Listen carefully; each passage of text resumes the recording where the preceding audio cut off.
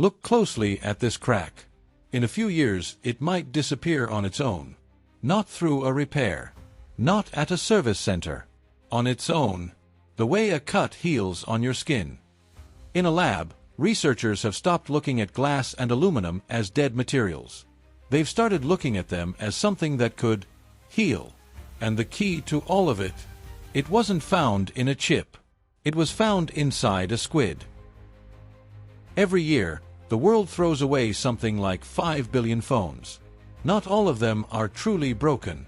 Many just have a chipped screen or a tired battery. But the result is the same.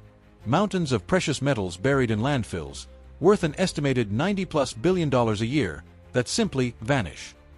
Today I'm taking you into one of the strangest, most fascinating frontiers of modern technology. Synthetic biology applied to materials. You'll discover how some scientists are literally reprogramming bacteria to produce the same proteins that let a squid regenerate its tissue, and why these proteins might one day live inside the frame of your next smartphone. But there's a question that will keep coming back throughout this video, and that we'll only answer at the end.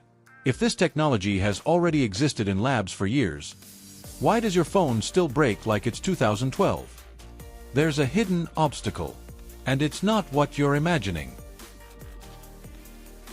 Let's start with an uncomfortable fact. Your smartphone isn't designed to last forever. It's designed to last just long enough. Tempered glass, aerospace-grade aluminum, oleophobic coatings. All this incredible engineering protects a device that, statistically, will fall out of your hands within its first 12 months. And when it falls, in most cases the damage isn't in the electronics. It's on the surface. A crack in glass isn't just broken. It's a precise physical event. The impact energy travels along lines of least resistance in the material's molecular structure, splitting it apart. The problem is that glass, chemically speaking, is a dead material. Once it breaks, it has no mechanism to close back up. It's static, rigid, permanently fractured. But skin isn't like that. Skin repairs itself. A broken bone fuses back together. Even tree bark recovers its integrity after being cut. Here's the question that has obsessed materials engineers and biologists for the last decade. What if we could build materials that behave like living tissue, instead of like rock? This isn't science fiction. It's a real field of research, with a precise name, self-healing materials. And its most advanced branch is called synthetic biology applied to materials. But to understand where this technology is heading, we need to go back in time. And we need to meet the most unexpected animal in this story. Look at this squid's suckers. At the center of each one is a tiny, almost invisible structure, a small protein tooth, hard as a fingernail but flexible. The squid uses it to grip prey without letting it slip away. In 2010, a group of researchers, including Melik Demirel of Penn State University, began asking a simple question. What makes this protein so strong, and, above all, able to reform after damage? They sequenced the DNA that produces this protein. And they found something elegant. The protein is built from repeating blocks, almost like identical Lego bricks locked together in a series. This repetition isn't a coincidence. It's the secret to its self-healing ability. When the structure breaks, the blocks can relatch onto each other through weak chemical bonds, hydrogen bonds, that reform spontaneously. And here's the incredible part. The researchers didn't just observe the squid.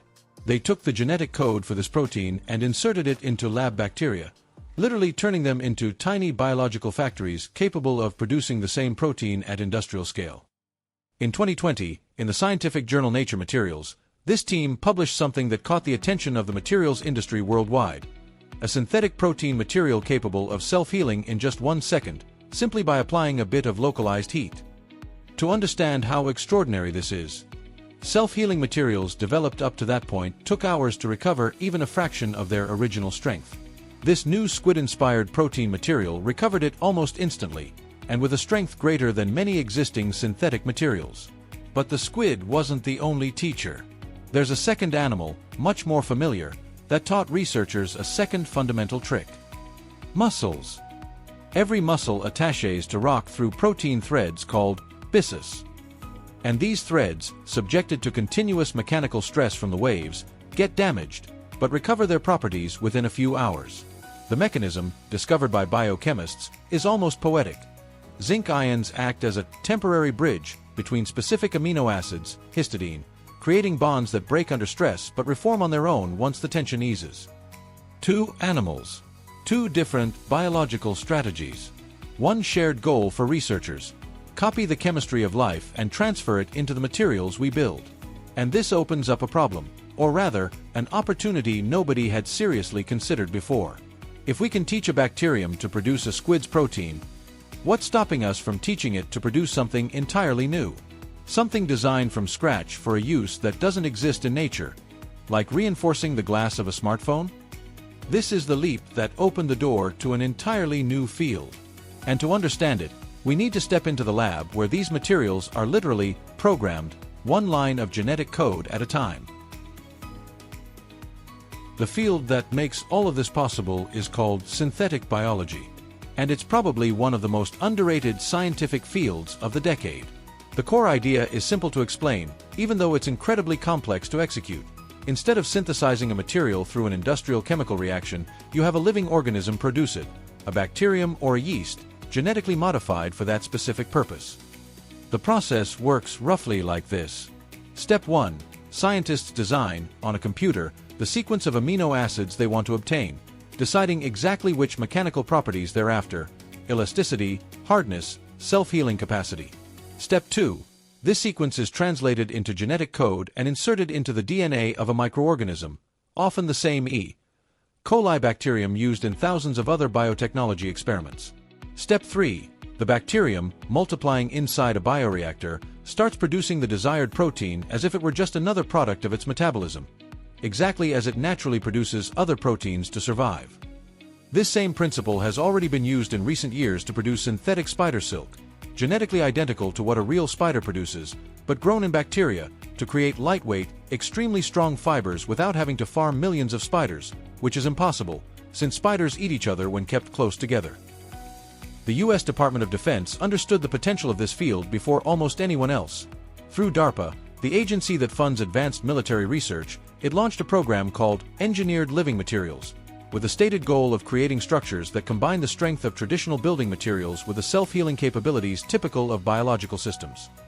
But here's a crucial point that's often misunderstood. When we talk about living materials, we're not talking about live bacteria staying active inside your phone. In most cases, scientists extract the protein produced by the bacterium, purify it, and turn it into a solid, stable material, exactly the way insulin is produced today, by genetically modified bacteria, but it ends up in a sterile vial, not as a bacterium circulating in your blood. This detail matters because it's the key to understanding how this technology could actually, one day, end up in the product you're holding in your hand. And this brings us to the heart of the video. What would happen if we took everything we've seen, the squid's proteins, the mussels' chemistry, industrial-scale biotech production, and applied it directly to the glass and aluminum of a smartphone?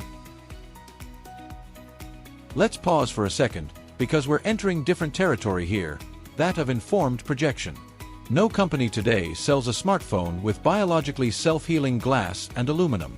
But this is exactly the direction 3 research threads we've just seen are pointing toward, and it's worth understanding how they could converge.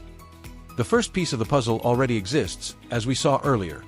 Korean researchers at KIST and Yonsei University developed, back in 2020, a transparent screen coating capable of healing itself in just 20 minutes under UV light, or in about 12 hours at room temperature.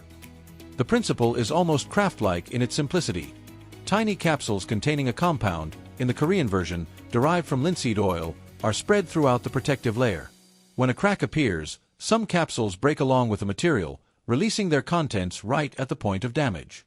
On contact with air, the compound hardens, sealing the fracture almost like a resin. The second piece is what we saw in the previous chapter.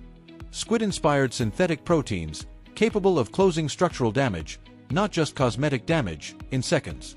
Imagine combining these 2 principles not just on the surface layer of the glass, but inside the material structure itself, a composite where synthetic protein polymers are woven into the molecular lattice of tempered glass and self-regenerating metal alloys, based on the same chemical principles as mussels, with reversible metal amino acid bonds, reinforce the aluminum frame.